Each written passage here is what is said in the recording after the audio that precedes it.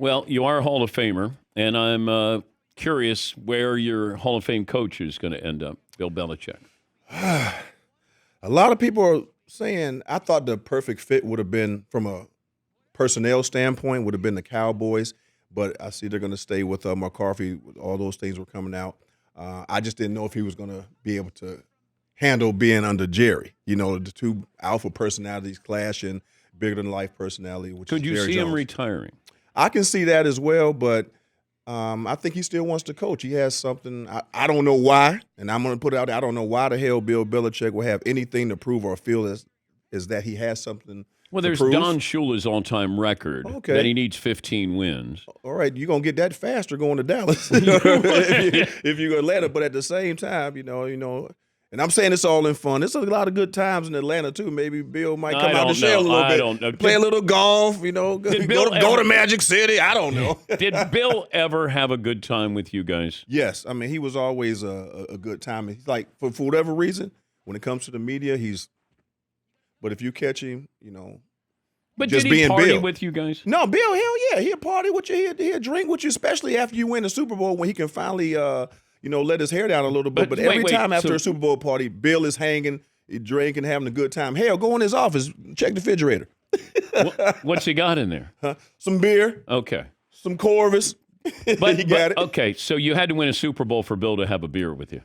You didn't have to, but it has to be the right setting. But I'm telling you, every time we had the party, and even when I wasn't there, the after party, it's like the monkey is just off his back. He finally won, and he can really enjoy himself, man. And he's really a cool guy. The only time Bill was really an ass was contract time. You know what I mean? That's when me and Bill didn't get along. But other than that, man, we the best of friends. Okay, what was that like when you're trying to get a raise?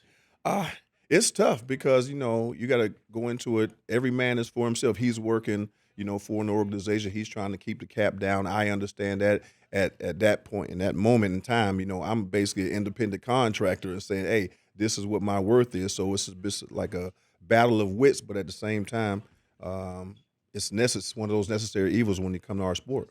So your fourth year, you had, 9 interceptions? Yes. You led the league? Yes. Then you renegotiate? Yes, but I was always played under Pete Carroll's contract. I was never a Bill Belichick contract guy. It's just when we had to talk, it was all about the renegotiation. Why didn't Pete Carroll work in New England? I don't know. Pete was awesome to me. You know, I mean, hell, he made me the highest paid corner in football. So he's always going to have a special place in my heart. But I think his personality didn't mix with the New England culture for whatever reason. You know, around there, he was more, you know, energetic, more happy-go-lucky. Coming from a Coach Parcells to a Pete Carroll, it is a different personality. You know what I mean? And I liked it. A lot of guys didn't. I know Mr. Kraft and the GM at the time, you know, Bobby Greer, they were, you know, interviewing basically our opinion on some players. What do we think? Yeah. I gave him a glowing recommendation of I want to keep Pete Carroll because I didn't know who they were going to get. But then, you know, the whole circulation about Coach Belichick coming, that's when I was like, okay, I can work with that because, remember, he was my DB coach in '96 when we went to the Super Bowl. So I had Belichick every day. You know what I mean? So it was a different type of relationship. So, you know, I have a fondness for Coach Belichick. And when he came, the only thing I had to get shocked about then is, damn, Bill done got brand new.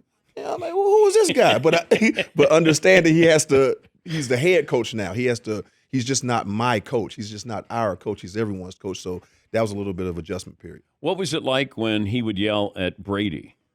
The same as everybody else. I mean, he did not hold back. And, you know, if you talking about lowlights, and it was one of the highlights of the day for me of the week, as long as I wasn't on him, because you talking about hilarious. You know, I mean, it was comical because he would go on there and just give you his one-liners. He didn't care who it was. Well, like it's a roast. It is a roast. You know what I mean? And the eye in the sky don't lie. So you always want to go out there and put on a good performance. And Bill Belichick is going to call you out. And Tom Brady was definitely not off limits. Well, that also sends a really good message to the rest of the team. When Brady's not off limits, that Bill is willing to criticize him the way he would criticize a rookie. Exactly. And that created, you know, that culture that everyone was held accountable, even Tom Brady. And I think Tom Brady wouldn't have won it any other way. That's how we all grew up. That's how we all learned to be champions and protect one another, and we held each other accountable as well, because if you didn't perform, you didn't have to wait for Coach Belichick to come in. We would do it ourselves. We police each other.